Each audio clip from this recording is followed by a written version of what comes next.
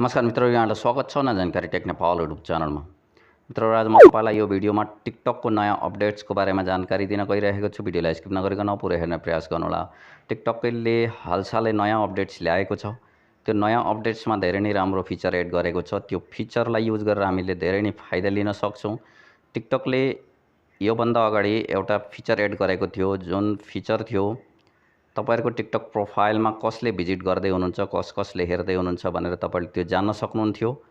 भने अहिले टिकटकले ल्याएको फिचर भनेको यस्तो प्रकारको छ, म तपाईलाई देखाउँदै छु। त्यसको लागि तपाईले प्रोफाइलमा जानुहोला। प्रोफाइलमा गइसकेपछि अब तपाईहरु प्रोफाइल भित्र छिर्नुहुनेछ र भिडियोमा क्लिक गर्नुहोला।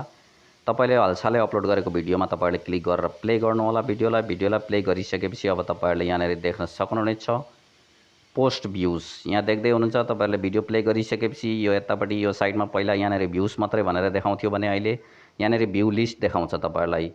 तपाईहरुको भिडियोमा कसले हेर्नुभयो, कसले वाच गर्नुभयो भनेर यो ठाउँमा तपाईले क्लिक गर्नुभयो भने यहाँ देख्दै हुनुहुन्छ यो भ्यूज भनेर देखाएको छ, लिस्ट देखाएको छ।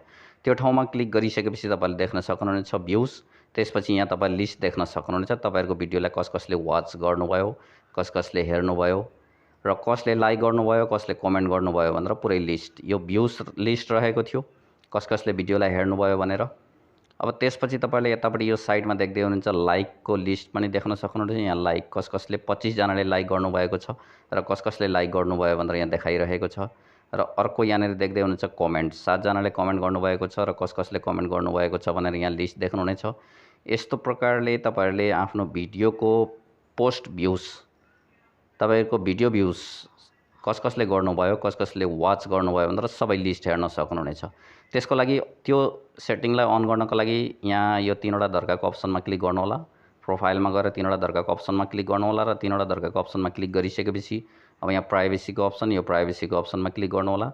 प्राइभेसीको अप्सनमा क्लिक गरिसकेपछि अब तपाईहरुले तलतिर सार्दै जानुभयो भने स्क्रोल डाउन गरेर जानुहोला। तल सारिसकेपछि यहाँ तपाईले पहिलाको यो अप्सन भनेको प्रोफाइल भ्यूजको अप्सन थियो, यसलाई अन गर्नुभयो भने प्रोफाइलमा को भिजिट गर्नुभयो भनेर देख्न सक्नुहुनेछ। अहिलेको भनेको यो पोस्ट भ्यूज, यो पोस्ट भ्यूजलाई क्लिक गरेर तपाईले यसलाई पनि अन गर्नुहोला।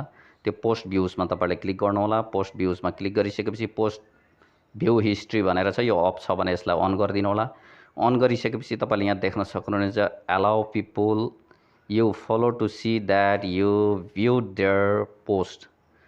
कसले भ्यूज गर्नुभयो, को भिजिट गर्नुभयो भनेर सबै यहाँ देख्न सक्नुहुनेछ। तर तपाईहरुले 7 दिन भित्र मात्रै देख्न सक्नुहुनेछ।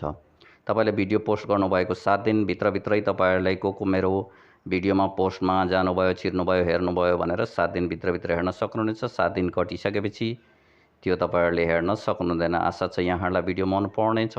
आउँदा दिनहरुमा यस्तै नयाँ युट्युब टिप्स एन्ड ट्रिक्स भिडियोहरुको साथमा आउनेछु। अहिलेको लागि यति नै। हवस् त, धन्यवाद। जय नेपाल।